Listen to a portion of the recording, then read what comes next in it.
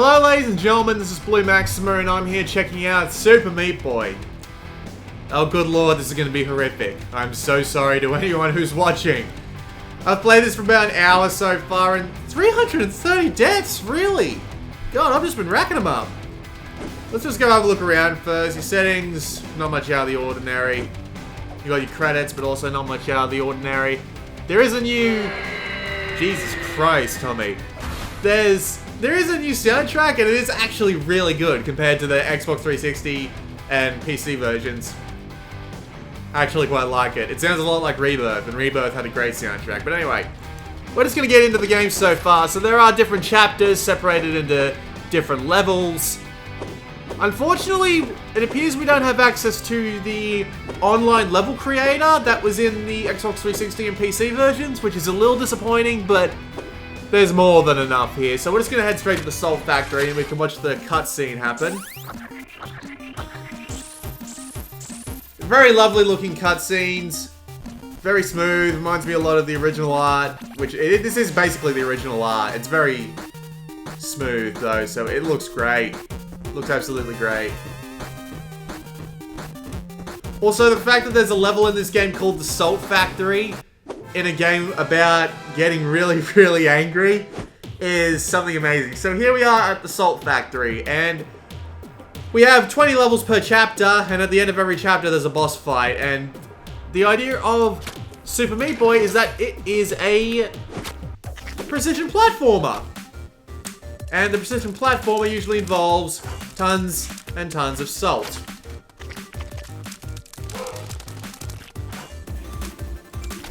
So in this game, pretty much anything that looks even remotely dangerous will probably kill you. So the idea is you got to try and get through the levels as fast as possible. And as you can see up the top there is a bandage. Let's try and get that bandage. Also, at the end of every level, you get to see every death of you go through the level and just simply explode into a million itty-bitty pieces. And seeing your Meat Boy simply make it through the level after hundreds of copies of them simply die by the wayside is extremely satisfying. Nevertheless, you still have to die a lot anyway because this game is freaking hard. Even by regular platformer standards, it's just hilariously hard. Like, look at this crap. Look at how precise the jump has to be to get this bloody bandage. It's horrifying. But, thankfully, we can cheat the system a little. There aren't very many times you can do that, so take solace in them when you can. And I died, so I have to go get the bandage again anyway. Never mind. We will go to the map, and we'll go on to the next level. Thankfully, the loading times in this game are very, very fast. The technical performance of Super Meat Boy's port is absolutely fantastic. Like, this is really, really, really good performance. Like, Blitworks made this port, and they've done ports for a couple of things. First thing that pops to mind is Age of Zombies. And they are some very, very good at doing ports, and this is no exception. Throughout the 2 chapters that I played, since this is chapter 3, the game runs fantastically. I'll leave the bandage down there because there's really no point to me getting it. Bollocks. I remember this level being the reason I gave up on the 360 version. Good lord. I mean, I did eventually finish the game on the PC version, but that took effort and lots of crying. But yes, they made a fantastic port. Runs at 60 FPS as far as I can tell. And as far as I'm aware, it doesn't have the... If it doesn't have the frame rate dropping, it doesn't have the problems that the Xbox 360 version had where you could basically pass through the floor. But nevertheless, there is always new mechanics being introduced. And you can bet if there's a new mechanic of some kind, Edmund McMillan will find a way to shove it up your ass. He will find a way to gently but firmly place it so that it will screw you, and it will screw you repeatedly. And he loves doing that because he is merely one of those people.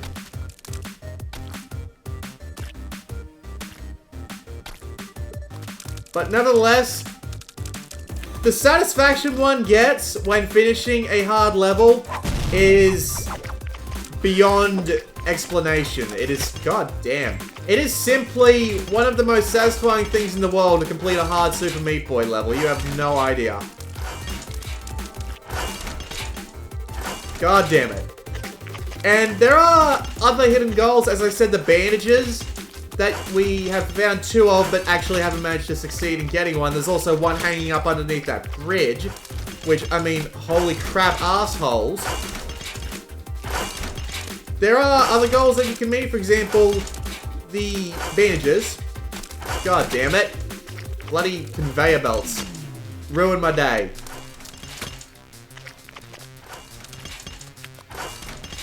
The bandages, once you've collected enough of them, god damn it, assholes! Once you've collected enough of them, you get secret characters. And for the purpose of demonstration and screwing up my rhythm, I will show you one on the next level. And you can also get A+ on a level, which means you got through it in a very fast time. I'm just gonna sit here and watch this replay play out because I like watching these little guys just fly all over the place. It's great. And thankfully, the patterns on the items, like the saw blades and just the patterns on everything, works the same every time. So you have nothing to worry about. Also, there's a warp zone. Let's go and find out where that warp zone is. It requires a key. Never mind. Now, I actually really like this mechanic. It's called launching. Whee! Well, I don't think it's called launching, but I'm going to call it launching because launching makes sense. So the idea with the different characters is that you have the ability, they all have different abilities. So for example, Jill here from Mighty Chill Off, which I've actually never heard of, has the ability to slow down her falls. Where the hell is that key? So if you rapidly tap the X button, her falls will slow down. I'm completely lost. Where the hell is this key supposed to be?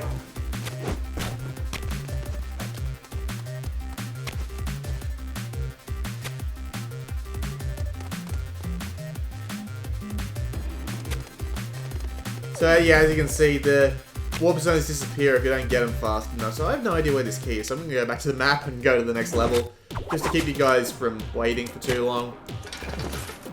We've also got Gish, who can stick very, very well. All these abilities can come in great use. But I'm going to go back to Meat Boy because Meat Boy is awesome. You also got Commander Video who can float. Surprise, surprise.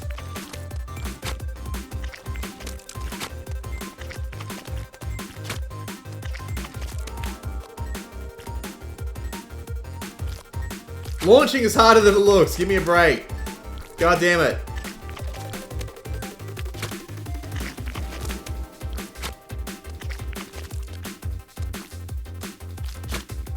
A lot harder than it looks.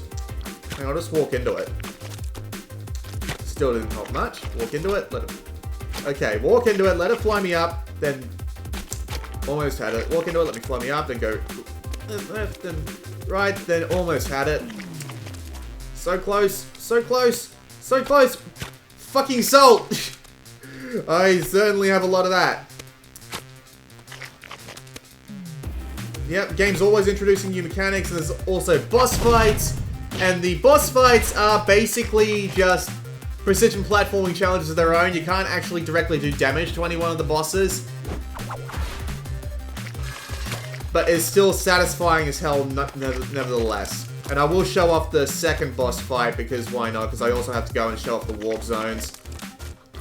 Because the game's got a lot of content just packed in there, and there's another warp zone there. Maybe I can get to it if I'm fast enough. Let's swap to Jill. I think I can get there if I've got Jill, but this might be a bad idea.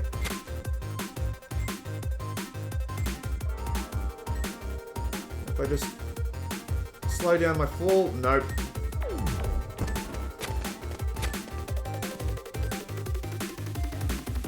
And yeah, obviously that's deadly, deadly salt of the soliest variety. I'm gonna get that fucking warp zone.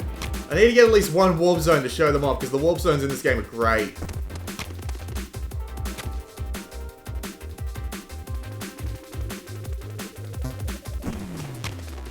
The control scheme is very simple. Might as well talk about that while I'm here. So the basic control scheme is basically hold R to run and press X to jump. That's basically it, but it works mostly fine. There are some situations where you can end up like stuck to a wall and simply you can't get off it, and then you'll end up in the opposite position where it's like, bloody hell, why the hell am I going off the wall so much? Hey, I made it. Sweet. So the idea is, they're retro themed. Or at least mostly retro themed. Just saw the name of a douche in the corner, we'll just ignore that. So the idea is, look at this nonsense. Look at this nonsense. You have 3 lives on every warp zone, and if you lose all 3 of your lives, you're done, and you're thrown back to the world map. And unfortunately, if you've collected any bandages, they don't count unless you finish. But anyway, we'll go back to Mind the Gap now. So that's one example of a warp zone. There are also warp zones that unlock retro characters, like Commander Video is actually really easy to find, but nevertheless. The game is really, really good. Like, there is a bit of salt here and there with the way the game tends to not stick you to platforms sometimes, but those are the overwhelming minority of situations. The game's engine is really good, thanks to Blitworks doing an absolutely fantastic port of it. Oh yeah, I remember these asshole missile launchers. Ow!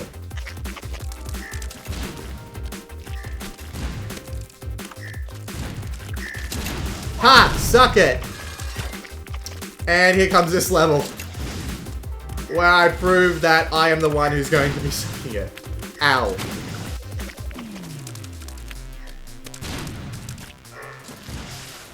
But the game is absolutely fantastic.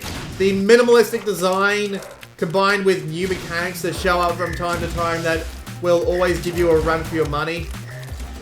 The game is not merely brilliant, absolutely brilliant.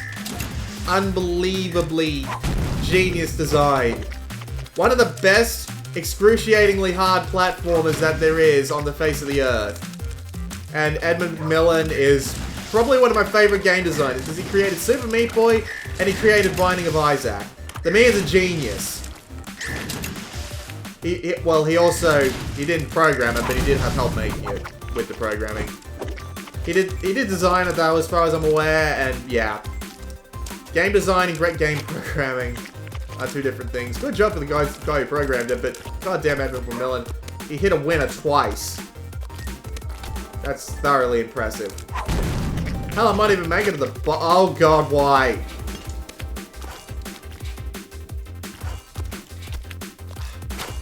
Mountainous piles of salt. Just Salt Factory. Absolutely fitting name.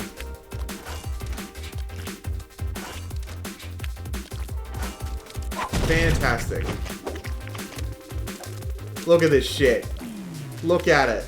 This is just horrific. You know what? I gotta show you something else too. So we just went through the first like 12 levels. Now I'm gonna show you something called Dark World. Dark World. Oh, you also got online leaderboards. Very useful for a game like this. But anyway, Dark World. You think I was an asshole before? Welcome to Hell on Earth. Look at this nonsense. I mean, I imagine game design to be like a fine dining restaurant. And Edmund McMillen has just walked into this fine restaurant, and he has, where's the key? Oh, fuck me. And Edmund McMillen has walked through this restaurant and he has said, "Hello waiter, can I have 6 of your finest Salisbury steaks?" And the waiter brings them out and he says, "Bon appetit, sir." And then Edmund McMillen eats the fine Salisbury steaks. And then he goes to the waiter and says, "Your steaks were magnificent, but I feel they were not asshole-ish enough. Please bring me 6 more Salisbury steaks, but please include a tub of asshole salt on them." And so the waiter comes back with 6 Salisbury steaks, that are absolutely covered in piles of arsehole salt. Because that's basically what Edmund McMillen is for Dark World. He's an arsehole. He is an arsehole of the absolutely highest regard. The levels are finishable, and they pretty much always are. That doesn't mean you will not scream and tear your hair out in the process. Ed McMillen is a mad genius. I will show off one more level in Dark World, and I'll go and show you the other. I'll go and show you the second boss fight, because why not? Wow.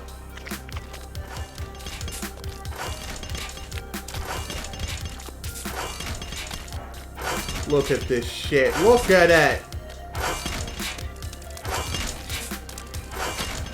It can also be relatively hard to see things on the map. I mean, sure, you can spot where they are after 1 or 2 tries, but considering that everything in this game's a tiny bit smaller than you might expect on your typical TV, it can be hard to spot things like bandages. Not the fault of the game by any stretch of the imagination, it's just, yeah, it can be kind of hard to see stuff, especially when you're in the flow. And by the way, the trophies in this game do include beat every level in a specific chapter without dying once. Enjoy that. Because Edmund McMillen will sure enjoy your tears.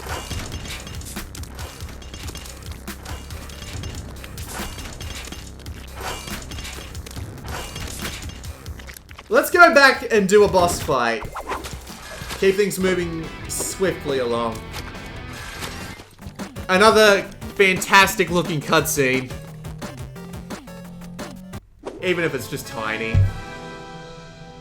But anyway, boss fight. And don't worry, there's Dark World everywhere.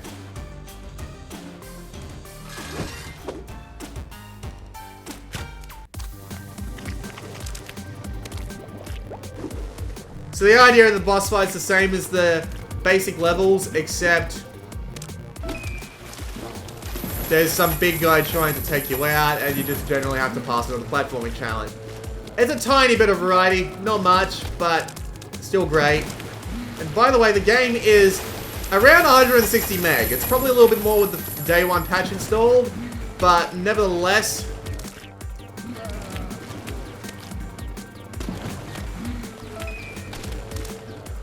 it's still supremely tiny, and you should pick this game up on PlayStation Plus basically as soon as you can, because it is absolutely fantastic. A fantastic port of a fantastic game, and we'll just sit here and watch poor little Chad. Because Chad is adorable.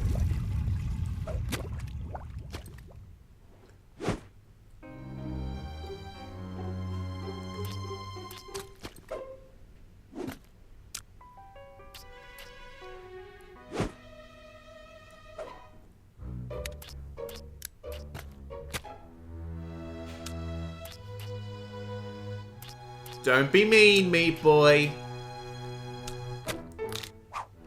Oh. My recording kit's on the fritz thanks to the cutscene. God damn it. Never mind. But yeah, anyway. So there is a ton of stuff to do, a lot of secrets to find, a ton of horrifically hard challenge to be had, and it's free on PlayStation Plus, so why haven't you gone and gotten it yet? Super Meat Boy is a fantastic port of a fantastic game, and I've got nothing else to say about it, really. This has been Blue Maxima, and I'll see you all next time.